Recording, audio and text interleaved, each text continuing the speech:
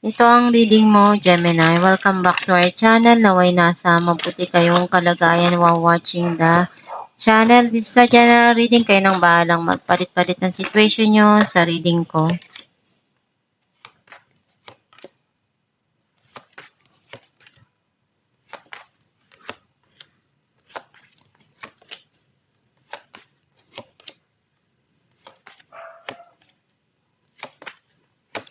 At the bottom of the deck, 3 of Wands. Feel like ang nasa-sense ko na energy mo, meron ka ditong kailangan na pag-isipan na desisyon kung ano yung kailangan na gawin doon sa mga nangyayari at dumarating sa buhay mo na sitwasyon or pagsubok. Some of you may iniisip ka dito na puntahan. Ang mensahe ng card mo, meron ditong darating na gustong-gusto mo or may hiniling ka na ibibigay sa'yo. May opportunity na darating or merong mensahe through text chat or email na darating sa'yo. Meron tao na gustong makipag-usap sa'yo, linawin yung mga nangyari. Some of you, merong darating dito na clarity dun sa situation or iniisip mong makipag-communicate or sabihin ko ano nilalaman ng isipan mo sa isang tao. Very passionate ka sa mga pangarap mo. And sobrang busy mo ngayon kasi masaya ka dun sa ginagawa mo. Some of you may tao na pabalik-balik sa buhay mo at mapaglaro itong tao na to. Gagawa ka ng paraan para ma-achieve mo yung goal mo at makuha mo kung ano yung gusto mo sa buhay.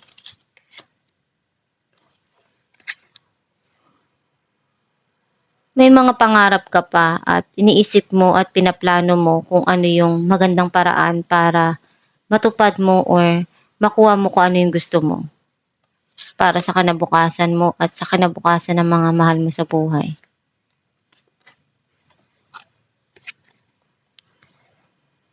You feel connected pa rin doon sa mga nangyari sa nakaraan or sa isang tao. Some of you, andun yung obsession and addiction sa isang bagay.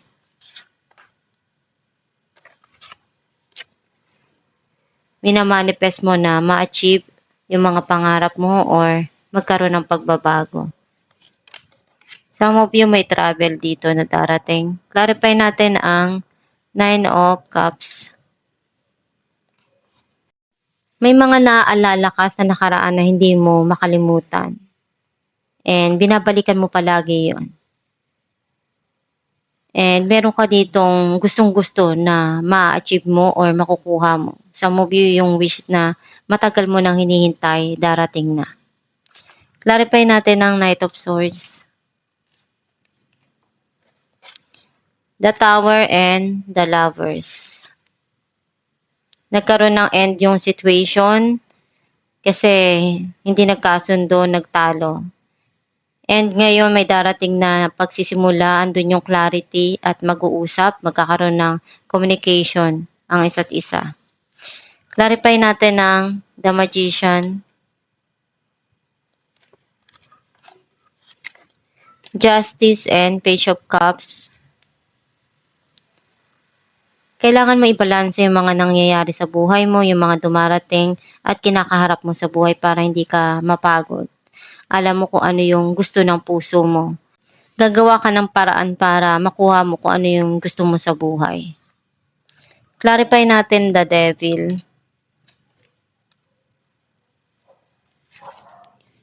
The High Priestess and Six of Cups.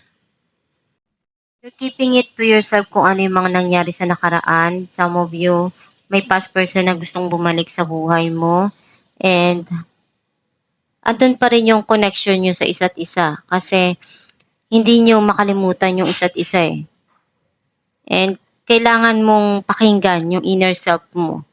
Yung intuition mo, kung ano yung sa tingin mo tama para sa'yo. Ikaw lang yung makakaalam niyan. Kasi puso mo yan eh. Kung saan ka magiging masaya, yun yung sundin mo. kesa sa huli pagsisihan mo. Siyempre kailangan mo rin na alamin kung tama pa ba na ituloy or gawin yung isang bagay. Kung hindi ka na masaya, siyempre kailangan mo nang tapusin yun. Clarify natin ang 8 of Wands, 6 of Wands, and 5 of Wands. Nandun yung passion mo sa mga pangarap mo and unti-unti kang nagsasucess. Even though alam mong meron kang kakompetensya doon, nararamdaman mo yung struggle, pero patuloy ka pa rin, hindi ka nagpapatalo. Kasi masaya ka dun sa ginagawa mo. Clarify natin ang Knight of Wands, King of Pentacles, and Nine of Swords.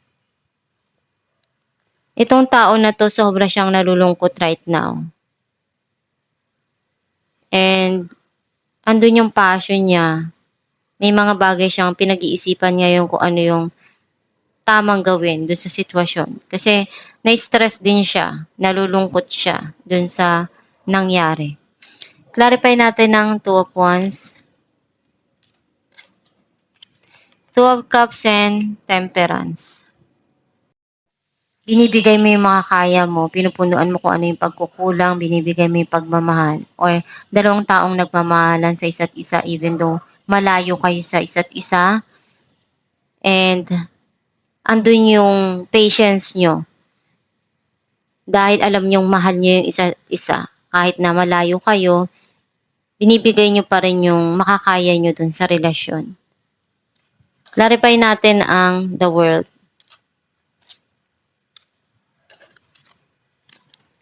Strength and Six of Swords. Mas matatag ka na ngayon sa mga pinagdaanan mo. Marami kang pagsubok na pinagdaanan and na-overcome mo yun.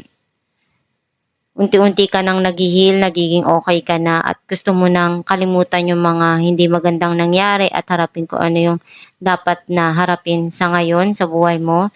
Kung ano yung mga nangyari sa nakaraan, mas gusto mo na lang harapin kung ano yung mas makakabuti para sa'yo. And baguhin yung mga hindi magandang nangyari sa nakaraan. Alamin natin kung ano mensahe ng yung gabay.